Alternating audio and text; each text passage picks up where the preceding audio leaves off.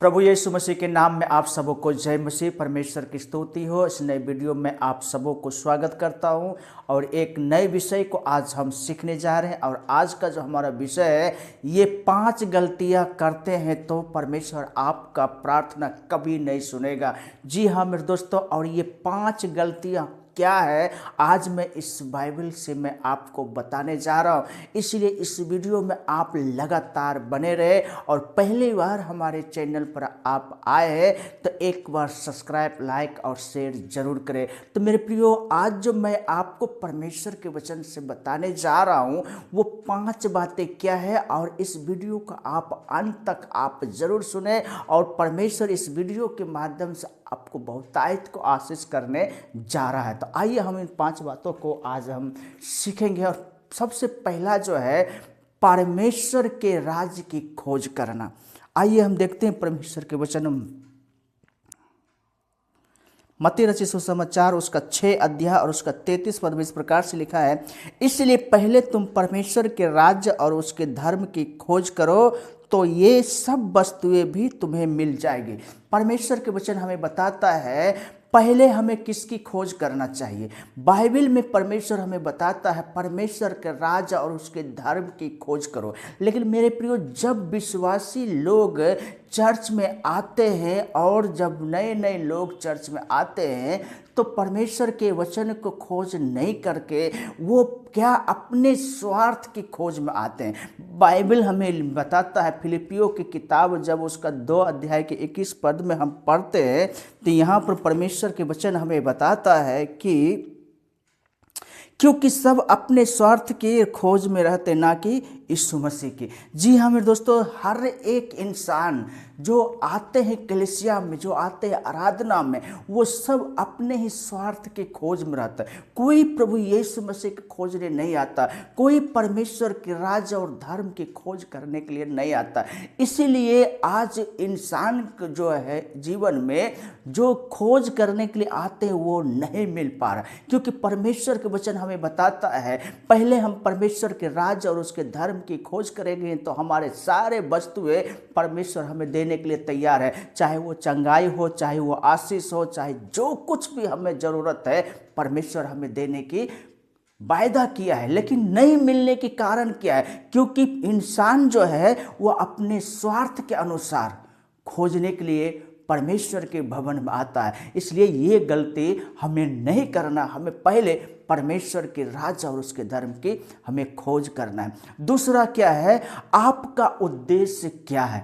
जी हाँ मेरे दोस्तों, हर इंसान के एक उद्देश्य होता है और उस उद्देश्य के तहत हमें चलना चाहिए। तो मत्ती रचित सुसमाचार उसका 6 अध्याय और उसका 1 से लेकर के 4 तक में हम यहाँ पढ़ने के लिए देखते हैं, रहो तो मनुष्य को दिखाने के लिए अपने धर्म के काम ना करो, नहीं तो अपने स्वर्ग पिता से कुछ भी फल ना पाओगे। परमेश्वर के वचन हमें बताता है अगर आपको कुछ भी करना है तो मनुष्य के दिखाने के लिए आपको नहीं करना। आज बहुत से लोग क्या करते हैं मेरे प्रियो, अगर चर्च में दान देते हैं, दशमांश देते हैं, या चर्च में कोई भी ऐसे चीज़ जो ज़रूरत चीज़ है, जब वो चर्च में देते हैं तो लोगों को बता बता करके देते हैं। प्रभु जी लोगों को बताते हैं, पास्टर को बताते हैं। हमें ये नहीं है कि नहीं बताना चाहिए, लेकिन मेरे प्रियो हमें कैसे बताना चाहिए?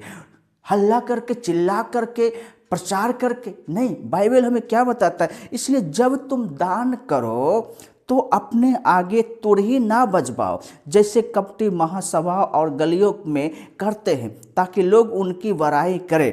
मैं तुमसे सच कहता हूँ कि वे अपना प्रतिफल पा चुके हैं। यहाँ पर हम परमेश्वर के वचन को हम पाते हैं, लिखा है तुरही ना बजवाना। जब अगर आप दान करेंगे तो किसी को बताने की ज़रूरत नहीं है, किसी की बोलने की ज़रूरत नहीं है। बाइबल हमें सिखाता जब दायां हाथ दान करता है तो बायां हाथ को भी पता नहीं चलना चाहिए। और जब इस प्रकार से हम कलीसिया में दान देते हैं, हम परमेश्वर के लिए कार्य करते हैं, हम परमेश्वर के लिए भलाई करना चाहते हैं, तो परमेश्वर के वचन हमें 3 पद में क्या बताता है? परंतु जब तुम दान करें तो बायां हाथ ना जानने पाए ताकि तेरा दान गुप्त रहे, और तब तेरा पिता जो गुप्त में देखता है तुझे प्रतिफल देगा। मेरे प्रियो, परमेश्वर के वचन हमें बताता है, अगर लोगों को चिल्ला करके आप बताएंगे मैं कलीसिया में इतना रुपया दान दिया है, मैं कलीसिया में ये सामान लेकर के दे दिया, तो आपको उन लोगों की तरफ से फीडबैक मिलेगा, आपको थैंक यू बोलेगा, धन्यवाद बोलेगा। तो बाइबल हमें बताता उसका प्रतिफल आपको वही मिल गया। लेकिन अगर आप गुप्त तरीका से आप दान करते हैं, लोगों को भलाई करते हैं, मदद करते हैं, ज़रूरत के अनुसार आप किसी को देते हैं, तो उस चीज़ को आप जब गुप्त रखते हैं तो परमेश्वर कहता जो गुप्त में है परमेश्वर, वो आपको गुप्त दान देख करके आपको प्रतिफल देगा, क्योंकि वो आपका दान देख रहा है, आप क्या कर रहे हैं वो आपको परमेश्वर देख रहा है। इसलिए इन बातों को पर भी आपको ध्यान देना है। तीसरा है दूसरों को माफ करना। मत्ती रचित सुसमाचार उसका 6 अध्याय और उसका 14 और 15 में इस प्रकार से लिखा है, इसलिए यदि तुम मनुष्य के अपराध क्षमा करोगे तो तुम्हारा स्वर्गीय पिता भी तुम्हें क्षमा करेगा। यदि तुम मनुष्य के अपराध क्षमा ना करोगे तो तुम्हारा पिता भी तुम्हारे अपराध क्षमा ना करेगा। यहाँ पर परमेश्वर के वचन हमें बताता है एक दूसरे को क्षमा देना, क्योंकि हम रोज अपने प्रार्थना में ये मांगते रहते हैं कि जिस प्रकार से हमने अपने अपराधियों को क्षमा किया है वैसे ही हमारे अपराधों को क्षमा कर। ये जब हम रोज अपने मन में अपने प्रभु की प्रार्थना में, हम प्रभु के भवन में जब हम आराधना करते हैं या अपने घर में डिवोशन करते, पारिवारिक डिवोशन करते हैं, तो वहाँ भी हम लोग प्रभु की प्रार्थना करते हैं और इस वचन को हम रोज याद करते हैं, स्मरण करते हैं, हम बोलते हैं। लेकिन परमेश्वर का वचन हमें बताता है, इसलिए यदि तुम मनुष्य के अपराध क्षमा ना करोगे तो तुम्हारा स्वर्गीय पिता भी तुम्हारे अपराधों को क्षमा नहीं करेगा। और 15 में लिखा है, मनुष्य का अपराध क्षमा करोगे तो तुम्हारा पिता भी तुम्हारे अपराध को क्षमा करेगा। इसलिए मेरे प्रियो, हमें तीसरी बातों में हमें ये बताया जाता है कि हम एक दूसरे को क्षमा देते हुए हमें जीवन को जीना है, क्योंकि अगर हम क्षमा देते हैं तो हमको भी क्षमा मिलेगा, अगर हम क्षमा नहीं देंगे तो हमें भी क्षमा मिलने की कोई उम्मीद नहीं रखना है। इसलिए बाइबल हमें बताती है क्षमा दोगे तो क्षमा मिलेगा। और चौथी बात है चिंता ना करना। मत्ती 6 अध्याय और उसका 31 पद में इस प्रकार से लिखा है, इसलिए तुम चिंता करके यह न कहना कि हम क्या खाएंगे या क्या पिएंगे या क्या पहनेंगे। मेरे परमेश्वर के प्रिय लोगों, यहाँ पर परमेश्वर का वचन बताता है आपको चिंता नहीं करना है।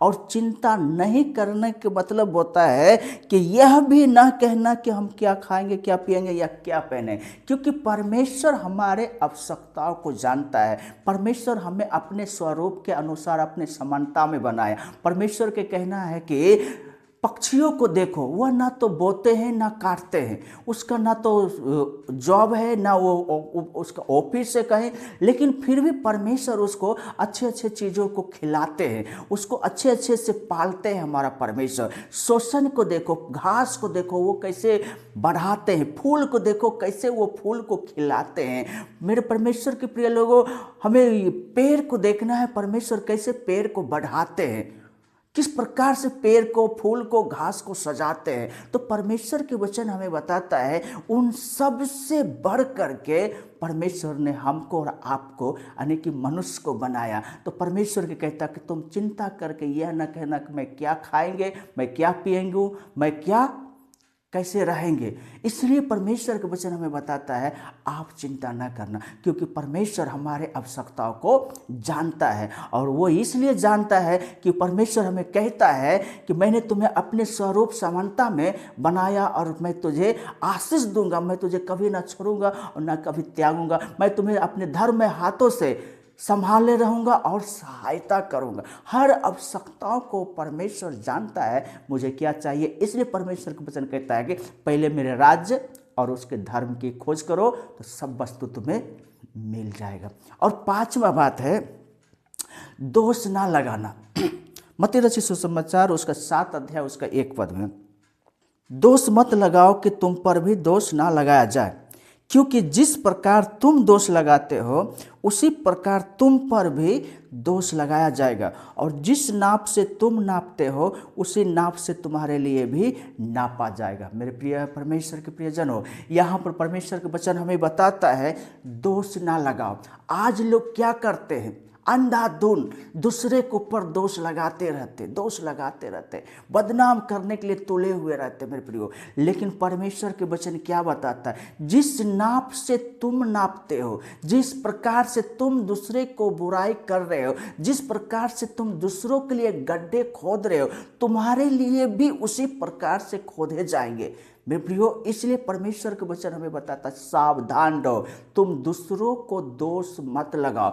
अगर कोई कुछ कर रहा है तो करने दो, अगर हो सके तो उसको संभालो, उसको समझाओ, लेकिन उनके बातों को दूसरों को मत बताओ, क्योंकि परमेश्वर का वचन बताता है हमें किस लिए इस दुनिया में भेजा गया, भलाई करने के लिए, भलाई करने के लिए। हमें क्यों भेजा गया, भलाई करने के लिए, बुराई को भलाई से जीतने के लिए, ना कि हमें दोष लगाने के लिए बनाया गया, ना कि हमें दूसरों को शिकायत करने के लिए, ना कि हम दूसरों को देख करके जलने के लिए, ना ही हमें दूसरों के लिए बुराई सोचने के लिए, ना गड्ढा खोदने के लिए परमेश्वर ने हमें नहीं बनाया है, बल्कि हमें दूसरों को भला करने के लिए। अगर हमें परमेश्वर हमारा प्रार्थना सुनना है और हमारे अपनी प्रार्थना को हम परमेश्वर तक पहुंचाना है, तो इन 5 गलतियों को जो आज हमने इस वीडियो के माध्यम से सुना है, इस पर हमें ध्यान देना है, और इसके अनुसार अगर हम चलते हैं तो हमारा प्रार्थना, हमारा दुआ हमारे परमेश्वर तक पहुंचेगा, और हमारे आवश्यकताओं को, ज़रूरतों को हमारा परमेश्वर हमें और आपको देने वाला है। परमेश्वर इस वचन के द्वारा हम सबको आशीष करे। आमीन।